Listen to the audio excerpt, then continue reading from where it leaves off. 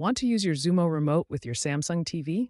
It's easier than you think. There are a few ways to do this, using universal remote codes, Bluetooth or IR pairing, and CEC, Consumer Electronics Control. Newer Samsung TVs, 2024 to 2025 QLED and OLED series like the QN90D, often auto-detect Xumo devices via HDMI CEC, so simply plug in your Xumo box. Using universal remote codes, common codes include 2051, 1702, or 10060, depending on the remote model and TV year.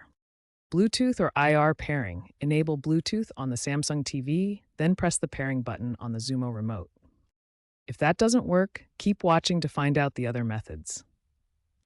If CEC doesn't work, try these step-by-step pairing methods. First, for universal remote programming, find the right code. Common Samsung codes are 251, 10702, or 1060.